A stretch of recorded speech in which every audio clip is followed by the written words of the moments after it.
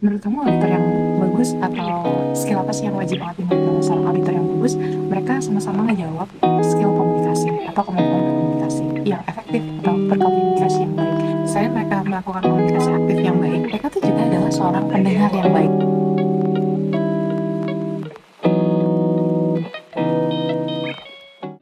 Hai teman-teman.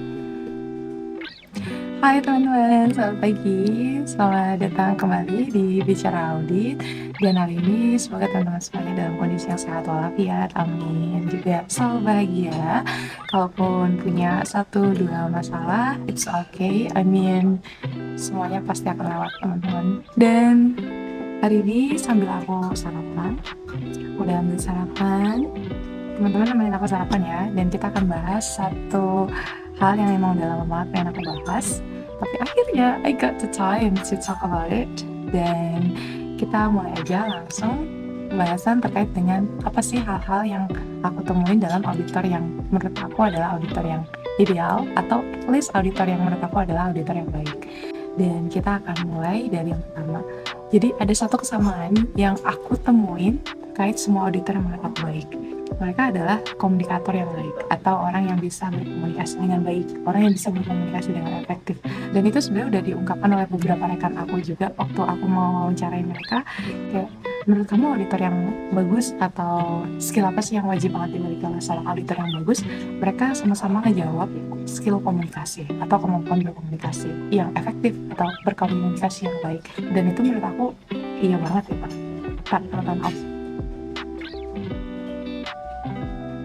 12 seconds later. Dan menurut aku memang itu real teman-teman, karena pekerjaan auditor itu sendiri membutuhkan banyak banget skill komunikasi, baik komunikasi tertulis maupun komunikasi lisan.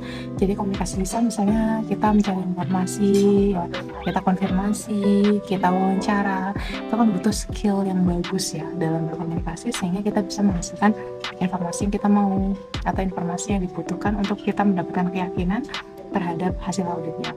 Di satu sisi juga penting untuk bisa menulis dengan baik teman-teman, karena tidak semua orang itu akan mendengar hasil audit kita. Ada orang-orang yang mendapatkan hasil audit itu melalui tulisan, melalui laporan, dan mereka harus bisa memahami apa isi laporan kita dengan tepat, dengan akurat. Dan itulah kenapa kemampuan menulis itu juga sama pentingnya dengan kemampuan berbicara.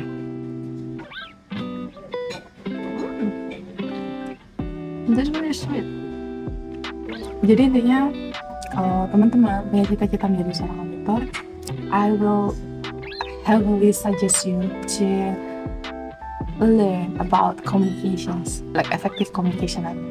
Jadi bagaimana berkomunikasi dengan efektif untuk bisa menyampaikan hasil audit atau bisa melakukan wawancara dengan baik. Tahu ya? Saya jadi ingat tuh semalam saya diskusi sama salah satu teman, dan dibilangnya bahwa ya si mas ini dan mas ini itu mereka tuh kok kayak kalau ngomong tuh bisa udah ditata dalam pikiran, padahal mereka tuh kayaknya cuma sepersekian detik mikirnya. Karena misalnya kliennya bertanya sesuatu, mereka tuh bisa memutuskan jawaban yang buat saya tuh kayak, saya kalau bisa berpikir kayak gitu tuh butuh 5 menit. Ya, kemampuan berkomunikasi itu penting banget. Aku tuh suka banget jajan pasar, jadi something sweet, something yang menyenangkan hati, itu aku suka sih. Mungkin karena itu terikat dengan kenangan masa kecil saya tuh ya. Jadi masa kecil saya tuh sering banget makan jajan pasar. That's why probably saya punya endearment atau kecintaan khusus terhadap jajan pasar. Aduh gak penting, ini ngelantur. Lanjut. Jadi hal lain yang juga saya temukan di auditor yang baik adalah mereka itu juga pendengar yang baik. Jadi sebenarnya ada orang nggak sih di situ? Sorry, this is a public place. 2,000 years later. Nah, kemampuan komunikasinya juga menurut saya juga berpengaruh besar dalam kemampuan seseorang untuk melakukan relationship building sama kliennya. Jadi memiliki hubungan yang efektif dengan kliennya itu juga penting teman-teman, karena gimana kita bisa mendapatkan data, informasi yang kita butuhkan kalau klien kita tuh nggak punya hubungan yang baik sama kita, itu agak lebih sulit lah, agak lebih menantang kalau misalnya kita nggak punya hubungan yang baik dengan klien kita. Itulah kenapa biasanya auditor-auditor yang saya temui yang menurut saya bagus, teman-teman punya kemampuan communication skills yang membantu mereka untuk bisa relationship building. Dasarnya satu tuh. Bentar ya, masih ada orang ngobrol. This is the challenge. Jadi salah satu teman saya bilang, coba dong kamu kalau bikin video tuh di ruang publik itu juga menarik kok, Im.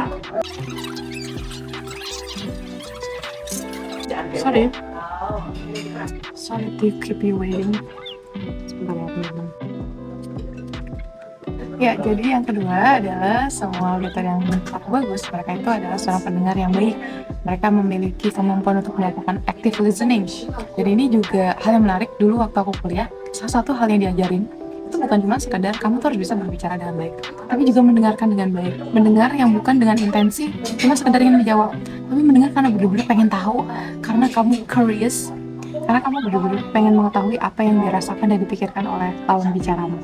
So, aku dulu juga kepikir, oh jadi di sekolah aku, business school gitu, ternyata listening itu juga diajarin teman-teman. Di kelas aku, management leading people itu benar-benar kita diajarin, ada orang ngomong, you have to really listen to them, terus kan harus bisa ngasih follow up questions yang thoughtful. Dan itu waktu itu, wah, kami nggak cuma diajarin buat ngomong, kami diajarin buat mendengar gitu. Dan aku pikir juga semua auditor yang bagus yang ketemuin juga, mereka tuh ternyata adalah seorang pendengar yang baik. Mereka itu ketika mendengarkan klien mereka tuh benar-benar pengen tahu, pengen membantu, jadi benar-benar dipahami banget gitu ya teman-teman. Bukan sekedar pengen nyari kesalahan, tapi benar-benar pengen tahu, pengen dapat gambaran. Dan bahkan kadang misalnya nih ada pertanyaan yang dijawabnya itu kemana-mana, jadi auditor yang bagus ini salah satunya, nggak apa-apa Im, kita dengerin aja dulu, nanti kita bisa melakukan follow up questions yang mungkin relevan. Jangan ngekat pembicaraan orang, aku benar-benar melihat sendiri, dan itu jadi keteladanan sih. Aku mencontoh dari mereka-mereka yang kukagumi itu sebagai seorang auditor dalam melakukan penggalian informasi. Mereka tuh benar-benar mendengarkan dengan baik. Nah, aku pikir skill ini akan semakin langka ya di era dimana semuanya serba cepat, serba digital. Rasanya kemampuan untuk mendengarkan itu akan jadi sesuatu yang makin berharga di masa depan. Sebenarnya aku mau minum dulu, haus. Yang ketiga adalah emotional intelligence, atau mereka punya kecerdasan emosional. Kecerdasan emosional ini diwujudkan dengan kemampuan mereka berempati, kemampuan mereka untuk bisa merasakan apa yang dirasakan oleh kliennya.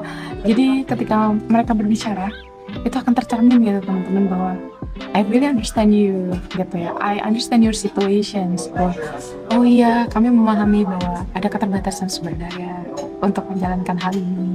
Kami juga memahami bahwa tidak semua organisasi itu punya anggaran yang memadai dan sebagainya, yang menunjukkan bahwa mereka itu meletakkan diri mereka di sepatu orang yang menjalankan, atau di topi, menggunakan topi orang yang menjalankan hal tersebut. Ya, aku merasa ya, ketika kita menggunakan simpati atau kita menggunakan empati, it doesn't make you less effective as an auditor. Jadi kadang kita mikir kalau kita terlalu soft, nanti hasilnya kita tuh nggak akan baik gitu ya. Kita nggak akan bisa memberikan rekomendasi yang tajam. Perspektifnya tuh bukan sekadar kita pengen ngasih rekomendasi yang tajam. Dan ini bukan berarti kita mengkompromis atau mengkompromikan hasil audit kita ya. Bukan berarti terus jadi kayak, oh berarti kita kalau ngasih hasil audit jangan jahat-jahat gitu. Jangan terlalu tajam dong gitu. Bukan ke arah situ ya.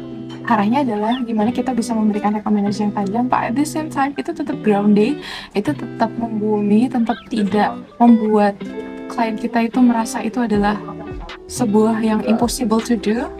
Dan menemukan balance di antara keduanya itu penting banget sih menurutku. Jadi menemukan rekomendasi yang tajam, beneran menyelesaikan masalah, tetapi juga adalah rekomendasi yang visible untuk dilakukan. Rekomendasi yang datang dari pemahaman yang empatetik gitu ya, pemahaman yang penuh empati dan simpati tentang situasi dan kondisi dari klien kita. Setiap aku ngeliat auditor yang bisa memberikan rekomendasi semacam itu, aku selalu kayak bilang, I hope I can be that kind of auditor too.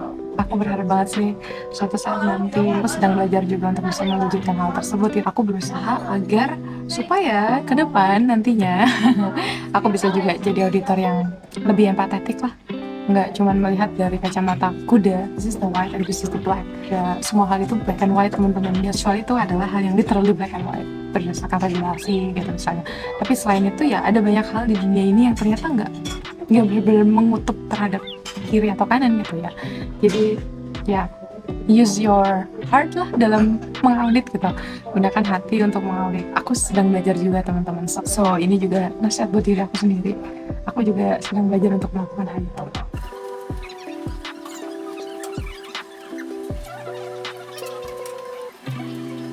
Oke, selanjutnya, semua auditor yang bagus yang pernah aku temui, mereka tuh memegang sebuah kompas etis, sebuah penunjuk arah apa yang menurut mereka etis, apa yang tidak. Dan aku sampai sekarang masih kadang merasa, wow, di situasi seperti itu dia masih bisa begini ya.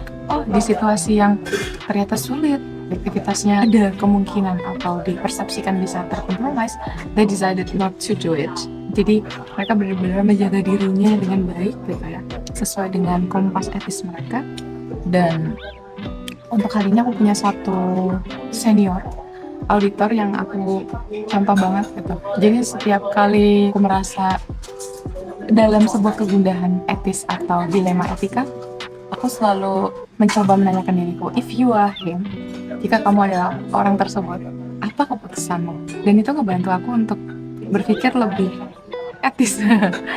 Seperti yang aku sebutkan sebelumnya, karena nggak semua hal di dunia ini tuh black and white gitu kan. Ada area-area yang membingungkan gitu, ini tuh sebenarnya etis nggak sih, ini tuh baik nggak sih, dan kebaikan hitam putih itu tuh bisa relatif gitu teman-teman. So kayak ini kalau dari perspektif ini baik, tapi dari perspektif ini ternyata enggak gitu. Atau kita bisa melihat resikonya dari sebuah keputusan. Jadi kita benar-benar bisa melihat apa sih resikonya, apa hal-hal yang kadang nggak bisa dilihat oleh orang lain tapi dia bisa lihat.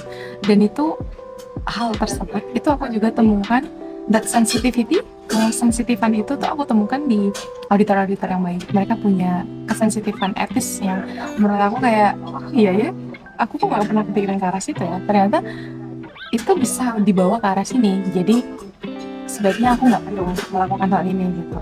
Padahal menurut aku tadinya awalnya ini this is a good thing, tapi ternyata enggak. So itu juga memiliki kompas etis, itu juga salah satu hal yang menurut aku ada di auditor-auditor yang bagus. Oke teman-teman, bentar dulu ya, aku mau nyari makanan yang lain. Apa ya? Bentar, wait.